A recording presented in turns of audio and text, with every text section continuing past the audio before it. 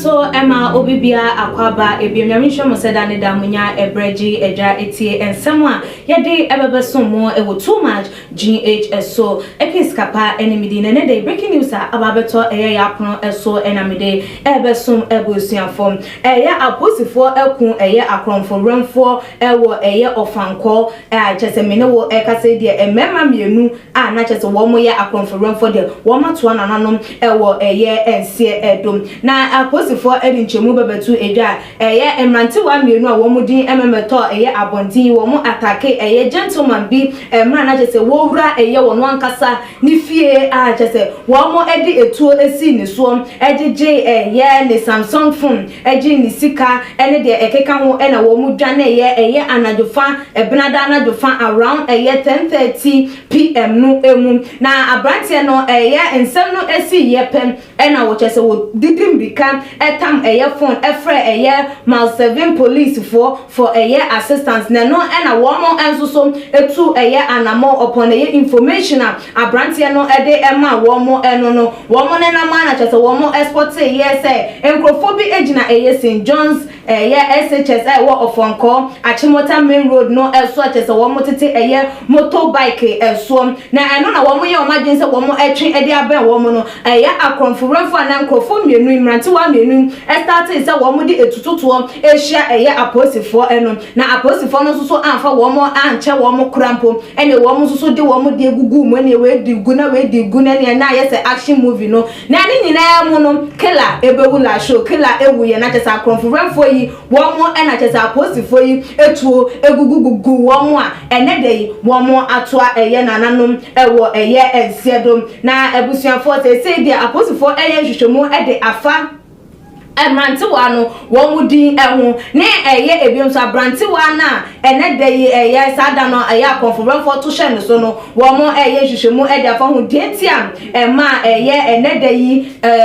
akonfo no etimi eto hye no so nkita hodie bi anase denti na ema sade ni esi ni nyina mu no wo mo de hwehweye egu akwamu achese wo mo echem na so aposifo echem asese de wo mo de nipa mienu no emu no akwakopie ewo police hospital mortuary atese wo mo so nhwehwemu de afa ensem no ehu dentia sanoma we ekọ eso because enche bia na Tantra Hill Accra krampo no wo mo hia abaya bia nya wonam ne kwan so atese wo mo ehia no eje ne nyoma je ne ntade ne nyoma ekeka ne ho edi edwane enti sese na asa conference no wo meni abre ewo wo mo nyoma ne wo mo suban ne ne bia wo mo da ne dentia posifo no so ayo ma gensem wo mo so emfa enche wo mo kra wo mo so ebe make sure say wo mo so ebe ma wo mo eni ada eho na ebusuafo ye free wono ma na ye bo edi era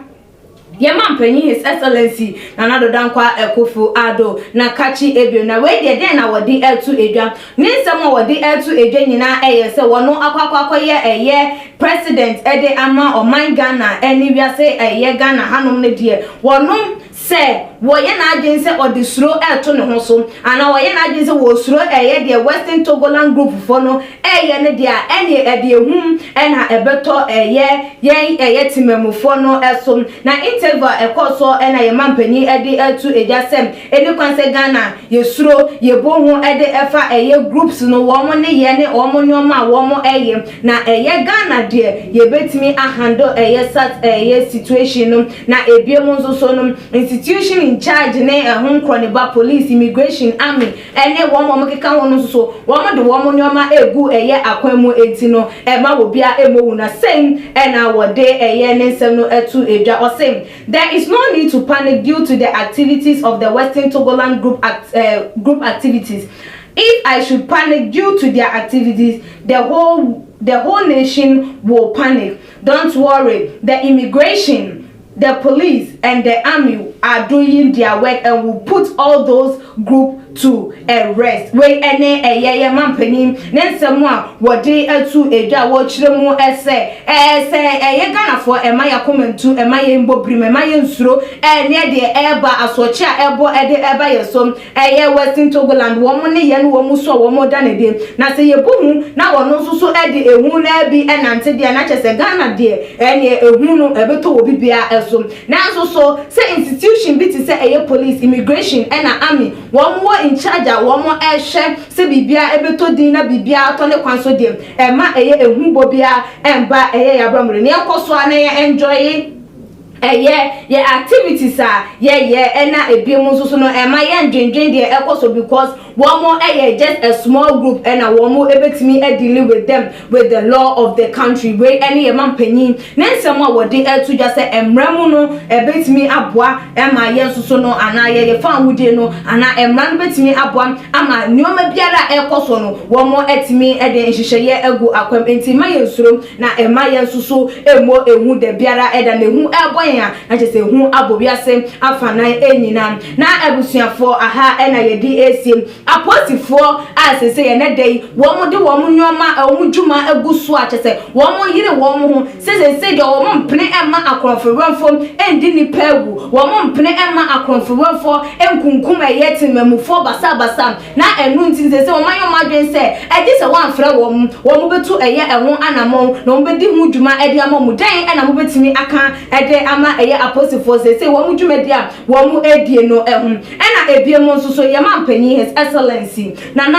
Adodankwa Ekufu Adom ka wo ka ese eni kwan se yesurom eni kwan se yebonwu na ye wo mo enoma wo mo eye ni nyina no se yesurom na yebonwu a ebema the whole nation ye nyina nso so yebebonwu na esuro ebeto yesom den na betimi aka na ebiem so je wo se ye nje yenim na ma ye nsuro hwe esansem wo mo de emra ade wo mo ebesidie esie no wugidi ye se ebetimi ayeye wugidi ye se ebetimi akoso because so obi na adwen anaso wo sinkete se ade we de mepe na bibie ne wo besi me kwan amamanya yetimi stop se nipa no anam wo hwa ye de mampanyi kan ye ndi na chi anase ye pre enhwehwe ye kra abusuafo se de ensem no etie no wo susu wadwenche efa eho ye sen fagram wo too much GH comment section so won subscribe to your channel na message so we obey ebiem so like your videos na share all the social media platforms me di jume de Ibrahim medin de ekriasi kapa dasene yebesane hia.